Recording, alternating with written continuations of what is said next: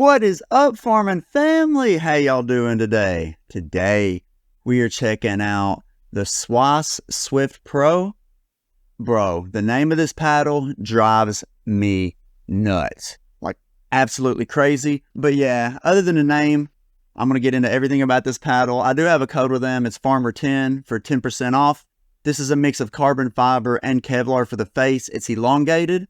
But yeah, let's get into this review. I hope y'all been doing good. All right, let's start at the top with the pop. Okay, if I were to put this in terms of pop compared to the other blend paddles, I would put this in between the Pickleball Aves Pro line and the Thrive Azul. When playing with all three of these paddles, I did not feel like the face was as plush as the Pickleball Apes line, and I also didn't feel like it was quite as stiff as the Thrive Azul. So this is like a perfect medium in between these two paddles.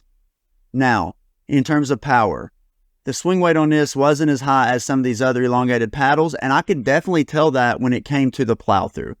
The plow through of this is nowhere near as good as the Viva Pro 2 or the Viva Pro 3 and some of the other paddles. I would probably put the power right near where the Shogun is, to be honest with you.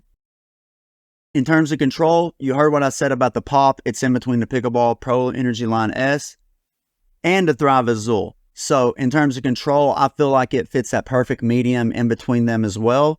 So if you played with the Thrive Azul and you want something that's a little more controllable, this is it.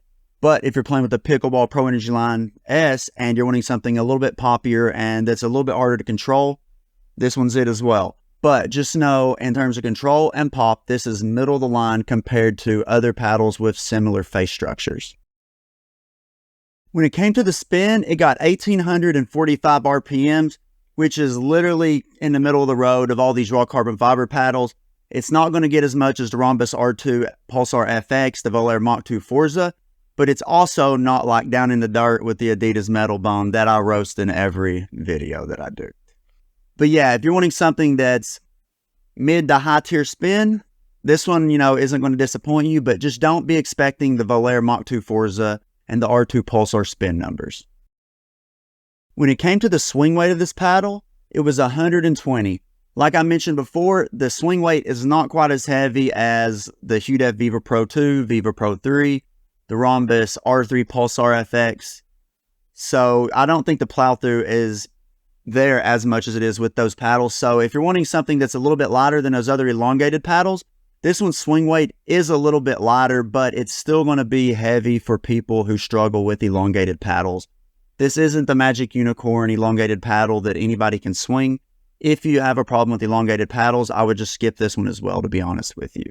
And when it came to the overall weight, it was right at 8 ounces, straight up. When it comes to the twist weight was 6.19. which is literally right there with all the other elongated paddles. I keep mimicking and repeating this on basically every elongated paddle that I've reviewed so far. Most of them are anywhere from the 6.1 to 6.4. That's what you're going to get in terms of the twist weight when you get elongated paddles. Now, in the sweet spot, it's going to be very similar to most of the other elongated paddles. I do feel, though, that the sweet spot up towards the top isn't as big as it is on the Viva Pro 2 or Viva Pro 3. Now, with that said, if you're hitting the ball up towards the very top anyways, it's going to be a jank-looking shot with no power. This is where this becomes a really good paddle. It is $140 for this Kevlar blend with carbon fiber. I didn't even have to say that, but without my discount code. So yeah, for people that want the blend, they want elongated paddles, they want one that has a slightly lower swing weight than like the Hue Def Viva Pro 2 and other paddles like that, this is a very, very good option. It's budgeted very good for what it is. Now, if this was a $200 plus paddle, there's no way I'd recommend that. Y'all already know that, but at the price this is, it's perfectly priced. So yeah, value for your money. It's definitely worth it. And if you've played with this, comment down below. Let me know what you think about it. I'm always curious. But yeah, until next time, stay safe. Have a good day. Drink plenty of water. Peace, y'all.